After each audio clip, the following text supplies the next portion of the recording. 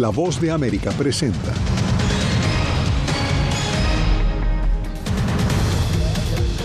Kamala Harris y Donald Trump empatados según encuestas a 15 días de las elecciones. Florida y otros estados ya permiten sufragar en persona al comenzar el voto anticipado. La Casa Blanca propone expandir cobertura de métodos anticonceptivos. Y buscando un nuevo camino para frenar el conflicto, el secretario de Estado Anthony Blinken regresa al Medio Oriente.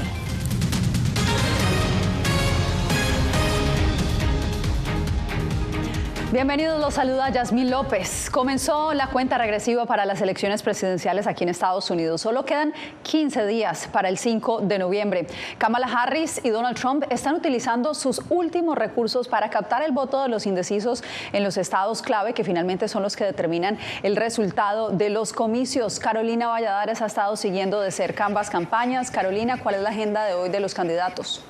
¿Qué tal, Yasmin? A estas alturas lo que realmente importa son los estados bisagra y es ahí donde ambos candidatos pues tienen un empate técnico. Así que Donald Trump ha viajado al sur del país y está en Carolina del Norte, recientemente un estado sacudido por la tormenta Helene, mientras que Harris ha viajado al norte del país, al llamado Cinturón del Óxido, y está presente en Michigan, Wisconsin y Pensilvania. Ambos lo que quieren es ganar esos últimos votos, todavía quizás si quedan, de los votantes indecisos e independientes. Con Donald Trump sirviendo papas en un McDonald's de Pensilvania y Stevie Wonder cantándole el feliz cumpleaños a Kamala Harris en Georgia. A falta de 15 días para las elecciones presidenciales, ambos candidatos tiran de pirotecnia para intentar decantar a su favor unas encuestas que apuntan al empate técnico en los estados clave. Esto es divertido, podría hacer esto todo el día. Con un evento montado a su medida, cerrado al público y con cámaras, Trump acudió a los suburbios de Pensilvania para cuestionar sin evidencia a Harris, quien trabajó en el restaurante de comida rápida durante sus años universitarios. Ahora he trabajado en McDonald's. He trabajado 15 minutos más que Kamala.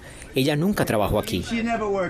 Según una encuesta difundida hoy por el New York Times, ambos candidatos están empatados ahora mismo con el 48% del voto en Pensilvania, un estado que ganó Joe Biden en 2020 y que podría decidir las elecciones. Este lunes Trump visita Carolina del Norte devastada por el huracán Helene, mientras que Kamala Harris pronunció un mitin en una iglesia de Atlanta donde alentó al electorado negro a votar, en un discurso en el que apeló al miedo ante una posible victoria de Trump. ¿En qué tipo de país queremos vivir? ¿Un país de caos, miedo y odio o un país de libertad, compasión y justicia?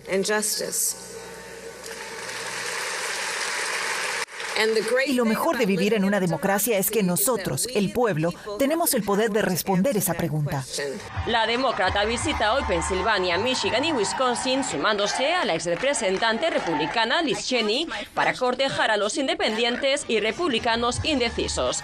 Carolina Valladares, Voz de América, Washington. Y desde este lunes arrancó la movilización de los electores en varios estados con la habilitación de la votación anticipada en persona. Uno de estos estados es el estado de Florida. Desde Miami nos acompaña nuestro corresponsal José Pernalete, quien se encuentra en el Departamento de Elecciones de Miami-Dade. José, ¿cómo avanza esta jornada? Yasmin, esto ha sido de manera muy fluida la presencia de electores. Para que tengan una idea, a nivel nacional, de acuerdo a cifras de cada una de las jurisdicciones en todo el país, de manera presencial, anticipada o por correo, cerca de 14 millones de votantes han ejercido su voto durante las últimas horas. Hay que destacar que estas instalaciones, así como el resto que están facultadas en el sur del estado de Florida, estarán abiertas desde las 7 de la mañana hasta las 7 de la noche para facilitar la presencia de electores facultados para ejercer su derecho al voto. La votación adelantada en persona comenzó en el sur de Florida, una modalidad electoral muy popular que facilita la participación de los estadounidenses en los comicios generales de este próximo mes de noviembre. Desde hace varios días ya está habilitado votar por correo. Sí, ya la elección ya comenzó, está aquí. Hay miles que ya devolvieron su boleta por correo Para los que todavía tienen su boleta por correo, devuélvanla ya. Esa boleta tiene que estar en nuestra posición el día de la elección, 5 de noviembre, a las 7 de la noche. Algunas familias deciden ir juntas a votar en esta jurisdicción de Florida. Para muchos, votar por primera vez en Estados Unidos es un privilegio. Así nos dijo Froilán Vivas, un inmigrante suramericano. Sí, bueno, sí, muy emocionado después de vivir 10 años acá, pero primera vez como ciudadano que me toca ya votar. Este lunes, además de Florida, Texas y Carolina del Norte, iniciaron la votación adelantada en persona. Actualmente, 46 de los 50 estados de la Unión Americana celebran elecciones anticipadas. Esta alternativa se extiende por semanas y permite a las personas facultadas para ejercer el sufragio a votar en sitios distintos al único que se autoriza durante el día de la elección. En Estados Unidos es una democracia increíble. Por eso nosotros venimos acá ya leyendo con anticipación las enmiendas o todos los cambios a la constitución local y por los candidatos buenos que hay que votar. Da tiempo de revisarse, es fácil, no hay congestionamiento, me parece excelente y tienen la...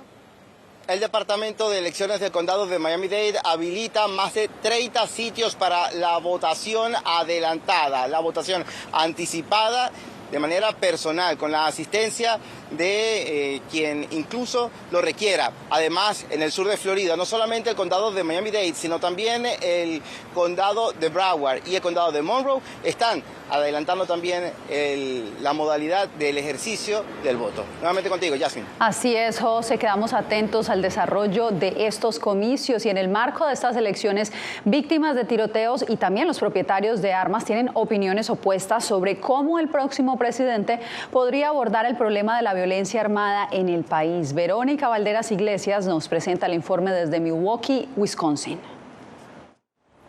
El hijo de Francie Morelli, Camden, obtuvo 3 armas de fuego de manera legal en Milwaukee, Wisconsin. Se disparó con una de ellas en diciembre de 2022 y murió 5 semanas más tarde. Su padre aboga por una revisión más minuciosa de antecedentes. Cuando compró la pistola, nadie vio los récords del hospital que decían que durante una década había amenazado con suicidarse. Si Morelli quiere medidas de seguridad más estrictas, por lo que votará en noviembre por los demócratas, quienes han priorizado el tema. El instructor de armas de fuego, Eddie Silas, entiende la necesidad de que existan leyes, pero rechaza que sean más estrictas. Lo que hacen las leyes es restringir nuestro derecho a protegernos. Leyes más estrictas pueden salvar vidas, argumenta el activista Nick Maruszewski.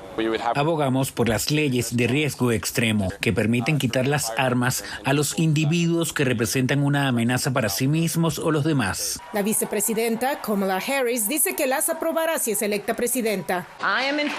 Estoy a favor de la segunda enmienda constitucional, pero también de que se prohíba el uso de armas de asalto, que haya revisión universal de antecedentes, leyes de almacenamiento de armas y leyes de riesgo extremo. El expresidente Donald Trump, quien busca ser reelegido, promete eliminar las restricciones y cuestiona la postura de Harris. Siempre había dicho que confiscaría todas las armas y ahora dice que son maravillosas. Así no funciona. Confiscarán sus armas. Harris afirma que quiere medidas de seguridad razonables y no quitar las armas a todo el mundo. El dueño de un campo de tiro, Mark Rebholz, un votante independiente, aprueba la revisión universal de antecedentes que propone Harris, pero duda que ayude a la prohibición de armas de asalto. Se pueden obtener pistolas con capacidad de 30 a 33 o hasta 50 tiros. Rebholz, quien votará por Trump en noviembre, considera que para prevenir más muertes se deben implementar las leyes ya existentes. Verónica Valderas Iglesias, Voz de América, Milwaukee, Wisconsin. En medio de las disputas sobre los derechos reproductivos aquí en Estados Unidos, la administración Biden propuso una norma para ampliar el acceso a los anticonceptivos y exigirle a los servicios de salud que cubran el costo de los anticonceptivos que no requieren receta. Jacopo Luzzi, ¿cuáles son los objetivos clave de esta propuesta?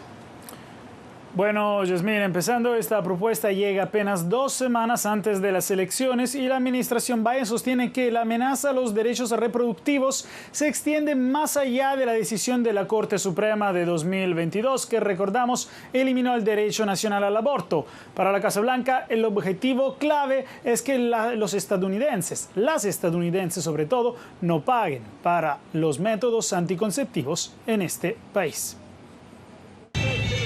La Casa Blanca anunció este lunes que propondrá nuevas normas bajo la ley del cuidado de salud a bajo precio que obligarían a las aseguradoras estadounidenses a cubrir los anticonceptivos de venta libre sin coste para las pacientes, en un intento por ampliar su acceso a la anticoncepción y reducir los costos. Creemos que las mujeres de todos los estados deben tener la libertad de tomar decisiones profundamente personales en materia de salud, incluido el derecho a decidir si formar o ampliar su familia y cuándo hacerlo. Las normas incluirían la anticoncepción de emergencia, una píldora anticonceptiva que no necesita receta médica recientemente aprobada, espermicidas y preservativos, y afectarían a 52 millones de mujeres estadounidenses en edad reproductiva que dependen de un seguro médico privado. Si se concretara, la propuesta representaría la expansión más significativa de los beneficios de la anticoncepción en más de una década, frente al fallo de la Corte Suprema que en 2022 limitó el derecho al aborto en Estados Unidos.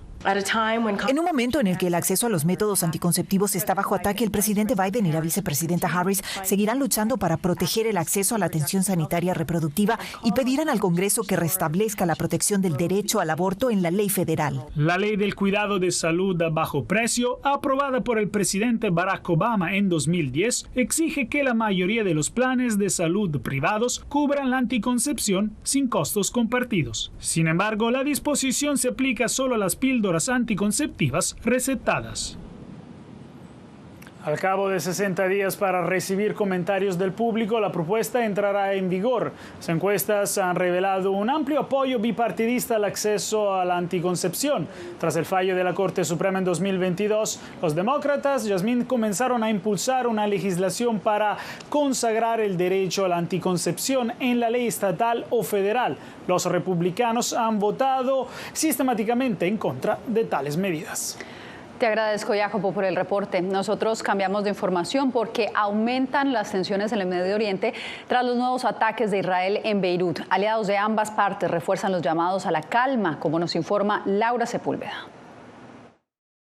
No se puede matar una idea. Con este mensaje, el secretario general de la Liga Árabe hace un llamado de cese al fuego en Líbano, tras una serie de explosiones registradas en la capital Beirut, parte de un ataque de Israel al brazo financiero de Hezbollah. En los próximos días también expondremos cómo Irán ha financiado las actividades terroristas de Hezbollah y ha usado instituciones civiles, asociaciones y ONG como cobertura para sus operaciones terroristas. Irán reaccionó ante la filtración de documentos clasificados de alto secreto para Estados Unidos, Australia, Canadá, Nueva Zelanda y Reino Unido, sobre lo que sería un plan de ataque de Israel a instalaciones nucleares de Irán en respuesta al lanzamiento de alrededor de 200 misiles sobre territorio judío a inicios de octubre. Si Israel nos ataca, sería un nuevo ataque, no se le llamaría represalia. Un ataque contra nuestras instalaciones nucleares o contra nosotros será respondido con una acción similar de nuestra parte. Las autoridades estadounidenses investigan la filtración de los documentos. Por supuesto, es preocupante. Tenemos las autoridades apropiadas que están investigando esto. Voy a ser cuidadosa, no voy a entrar en detalles. Este lunes, el secretario de Estado de Estados Unidos, Anthony Blinken, comienza su 11º viaje a Israel desde el inicio del conflicto, con posible visita no oficialmente anunciada a otros países en la región. El propósito de su viaje hace parte de nuevos intentos de la administración Biden para calmar los ánimos tras la muerte de Yahya Sinwar, líder de Hamas dado de baja por el ejército israelí la semana pasada. Laura Sepúlveda, Voz de América. En instantes les contamos a qué se debe la crisis en Bolivia. Bloqueos de carreteras y escasez de combustibles continúan en medio de la tensión política.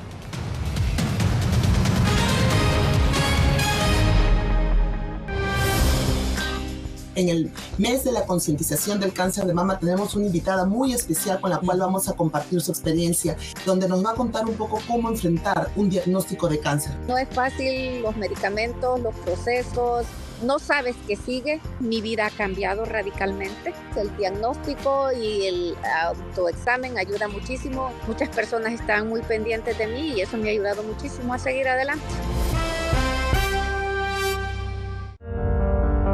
En tiempos de cambios, cuando el mundo parece incierto, y lo que escuchamos no refleja lo que vemos,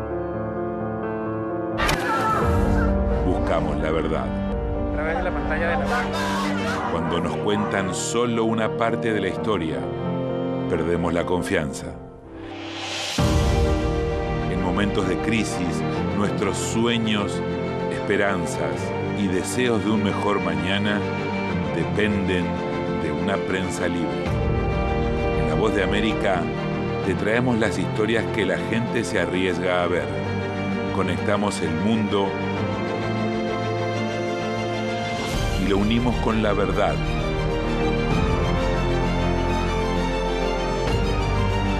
En La Voz de América te presentamos el panorama completo.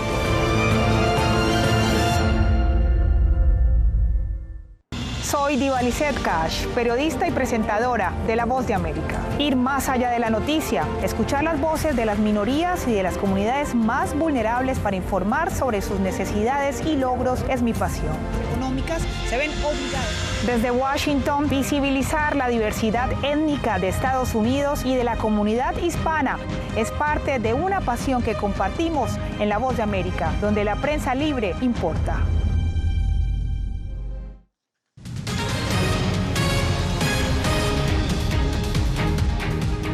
En Cuba continúan los apagones que iniciaron desde el viernes por la mañana. Este domingo, los residentes de Santos Suárez, un populoso barrio del suroeste de La Habana, golpearon cacerolas y sartenes a manera de protestas. Muchos habían esperado todo el día con la esperanza de que se restableciera el suministro eléctrico.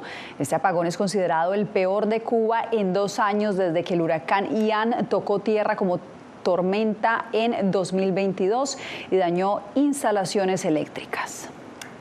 Se pronostica que vamos a seguir dando afectaciones eléctricas porque seguimos con la falta de combustible. Hemos tenido comunicación países como Colombia, como México, como Venezuela, que han tenido, como Rusia, que se están comunicando con nosotros permanentemente y están pidiendo que le digamos en qué podemos apoyar. Importante resaltar que este apagón se produce en medio de una crisis por escasez de alimentos, combustible y medicamentos, lo que intensifica el descontento entre los cubanos. Aumentan los bloqueos de carreteras y la escasez de combustibles también en Bolivia, en medio de una lucha entre el presidente Luis Arce y el exmandatario Evo Morales, quien enfrenta varios procesos judiciales. Fabiola Chambi nos presenta el informe. El expresidente de Bolivia, Evo Morales, aseguró que no se presentó a declarar por la investigación penal que enfrenta sobre presunta trata y tráfico de personas porque sabía que iba a ser aprehendido. También defendió los bloqueos de carreteras instalados desde hace más de una semana por sus seguidores y que se han radicalizado en las últimas horas, especialmente en el departamento de Cochabamba. Ahí viene el bloqueo por culpa del gobierno. De paso, persecución política, detención injusta a los dirigentes, ¿no? La gente se levanta para ir a esta movilización. Esta es la zona de Parotani, donde se ha instalado uno de los puntos de bloqueo más contundentes en una ruta troncal que conecta al occidente y al oriente del país. Aquí también podemos ver varios carteles que se han instalado y que demandan acciones al gobierno del presidente Luis Arce, sobre todo en el tema de economía. La Voz de América quiso conocer la postura de los manifestantes, pero se negaron a declarar. La conflictividad se agrava en Bolivia con el desabastecimiento de combustible en todo el país. Autoridades de yacimientos petrolíferos fiscales bolivianos explicaron el impacto de esta medida de presión. Sin embargo, estos puntos de bloqueo han afectado la libre circulación. Al día de hoy tenemos 570 cisternas ubicadas en puntos de bloqueo con combustible sin poder pasar. Legisladores de oposición piden que las investigaciones contra el expresidente Evo Morales por estupro y trata de menores siga su curso y no se queden archivadas. Mientras, el exmandatario denuncia que hay una guerra judicial en su contra y advierte que el gobierno nacional está acorralado. Fabiola Chambi, Voz de América, Bolivia. En Venezuela fue detenido el expresidente de Petróleos de Venezuela, PDVSA, junto a sus inmediatos colaboradores. La Fiscalía de ese país los acusa de presuntamente cometer delitos que atentan contra los más altos intereses de la nación. Adriana Núñez Rabascal nos tiene el reporte. Buenos días, ¿cómo están? La Fiscalía señala a Pedro Rafael Tellechea de entregar el sistema de control y mando automatizado de PDVSA a una empresa controlada por servicios de inteligencia de Estados Unidos. Tellechea había sido removido de PDVSA y nombrado ministro de Industrias el pasado 27 de agosto. En esa ocasión, el presidente Nicolás Maduro elogió su labor al frente de la estatal petrolera. Para que lleve su capacidad gerencial y su capacidad profesional a la recuperación de toda la industria. Este fin de semana, Tellechea, de 48 años, informó que dejaba el Ministerio de Industrias por razones de salud. Su cartera fue asumida por Alex Saab, considerado testaferro de Nicolás Maduro, y quien estuvo detenido hasta diciembre de 2023 en Estados Unidos, señalado de lavado de dinero. Mientras tanto, en Venezuela continúa el clamor por la liberación de adolescentes detenidos después de las elecciones del 28 de julio. Sus familiares acudieron a la oficina de la UNICEF en Caracas para exigir su mediación. La mayoría de los jóvenes son señalados de terrorismo, pero sus parientes aseguran que ninguno de ellos participó en protestas opositoras. Mire, eso es una tristeza que tengo indescriptible desde el día que se lo llevaron. Como siempre digo, es como si me hubiesen quitado un pedazo de mí. La hija de Catherine Martínez está acusada de incitar al odio por supuestamente enviar mensajes políticos en un grupo de WhatsApp. De ser encontrada culpable, se expone a 10 años de cárcel. Señor presidente, tenga piedad, por favor. Como dice la pancarta, usted también es padre. Tenga piedad de estos niños que ustedes saben que no son terroristas. Ustedes saben que lo agarraron en condiciones que no estaban haciendo nada malo. En Venezuela, 68 adolescentes de entre 14 y 17 años son considerados presos políticos, según la ONG Foro Penal. Adriana Núñez Rabascal, Voz de América, Caracas. Cuando volvamos, tras 2 años de detención sin condena, la justicia guatemalteca le otorgó detención domiciliaria al periodista José Rubén Zamora. Tenemos más en instantes. Una elección presidencial que hará historia. La población está ahí, pero no se conecta del todo. Salgan a votar, ¿verdad? Es una oportunidad para nosotros. El papel de la población hispana en Estados Unidos puede ser definitivo. Que haya una oportunidad de empleo para nuestras mujeres, los hombres. Tienen que venir como debe un reglamento. Descubre con los periodistas de La Voz de América la clave del voto hispano. Este es uno de los estados decisivos, muy pronto en todas nuestras plataformas. Esta semana en Foro. Es muy doloroso ver lo que está pasando en Gaza. Hay muertos, hay desplazamiento y una destrucción total. Quisiera ser un poco positivo, pero el que hayan dado de baja a Yahya Sinwar, me parece que eso le pone más incertidumbre al proceso. Si Israel pretende destruir totalmente a Hamas y Hezbollah, no lo va a lograr, ni creo que tampoco quiera.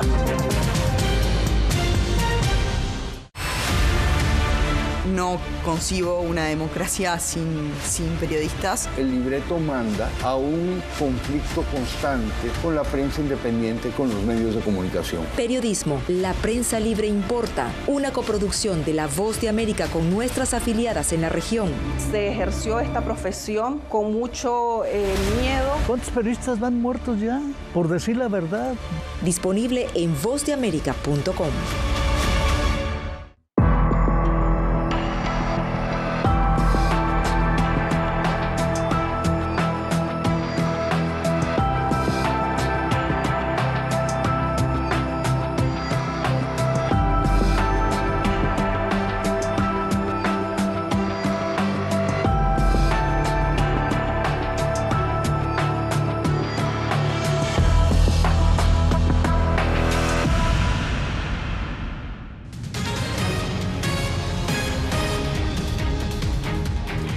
Un destacado activista de derechos humanos fue asesinado en México. Este domingo, el sacerdote Marcelo Pérez fue atacado en Chiapas tras haber celebrado la misa y mientras regresaba a su parroquia en San Cristóbal de las Casas.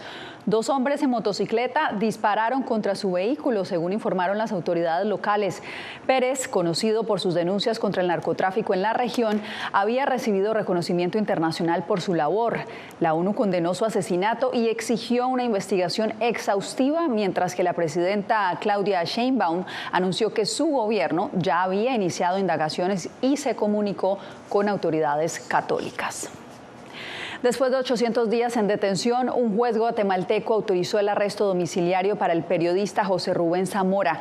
Eugenia Sagastume nos envía las reacciones que generó la decisión. Zamora vuelve a casa. La justicia comienza a llegar. El ciclo oscuro va a terminar. Fue el mensaje con el cual el presidente de Guatemala, Bernardo Arévalo, celebró la liberación del periodista José Rubén Zamora, quien quedó en libertad condicional el pasado sábado, después de más de 2 años de permanecer en prisión preventiva. Al respecto, un funcionario del Departamento de Estado de Estados Unidos indicó en una comunicación escrita: nos alivia saber que José Rubén Zamora ha sido puesto en arresto domiciliario y se ha reunido con su familia después de pasar más de 800 días en detención preventiva. Hacemos un llamado a un juicio rápido y justo. Para el subdirector de la División de las Américas de Human Rights Watch, esta decisión es una excelente noticia para la libertad de expresión. Tiene que ser el comienzo de un proceso para restablecer progresivamente el Estado de Derecho y las garantías esenciales de derechos humanos. También la organización Reporteros Sin Fronteras celebró la decisión a través de un comunicado, pero reclama su libertad total e incondicional. Mientras, el propio Zamora agradeció a quienes no lo han dejado solo. Creo que si hubiera estado solo aquí me hubiera muerto y nadie se hubiera dado cuenta. Pero 12 días y nadie se olvidó. Zamora fue detenido en julio de 2022 acusado de lavado de dinero, algo que el periodista asegura fue una represalia por una publicación hecha en el diario El Periódico contra el entonces presidente Alejandro Yamatei. Mientras sigue el proceso, debe presentarse periódicamente ante la Fiscalía y no puede salir del país. Eugenia Sagastume, Voz de América, Guatemala. Bien, y si tiene su teléfono a la mano, lo invitamos a escanear el código QR que está viendo en pantalla. Desde allí puede descargar nuestra aplicación BOA Plus. Podrá ver no solo nuestras noticias, también las series especiales y documentales exclusivos producidos por La Voz de América. Nosotros hacemos una nueva pausa y regresamos en instantes. No he visto un peligro en la libertad de prensa. Periodismo, la prensa libre importa. Una coproducción de La Voz de América y Telefuturo. El problema que se va acentuando se llama libertad de expresión. Disponible en vozdeamerica.com. Mama, ты жива? Мама, ты жива? Ну, теперь не давай Боже. Еще этого испытай. Какие разрушения на Украине, кошмар. Там была ракета. Ракета или бомба?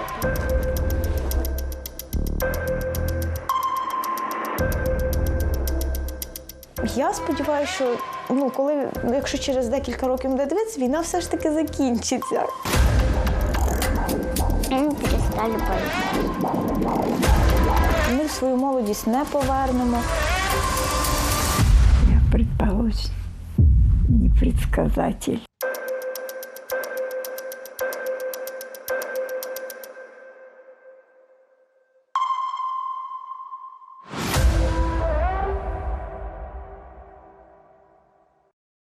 Soy Fabiola Chambi, corresponsal de La Voz de América en Bolivia. Retratar la complejidad de mi país para una audiencia internacional le ha dado una nueva perspectiva a mi labor como periodista.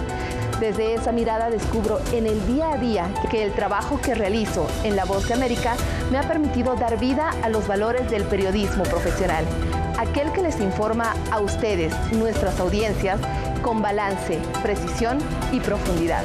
Porque en La Voz de América, la prensa libre importa. Vencer la autocensura, poder mantener los medios abiertos. Periodismo, la prensa libre importa. Una coproducción de La Voz de América y TVV. Expuestos a una vulneración de sus derechos básicos. Disponible en vozdeamerica.com.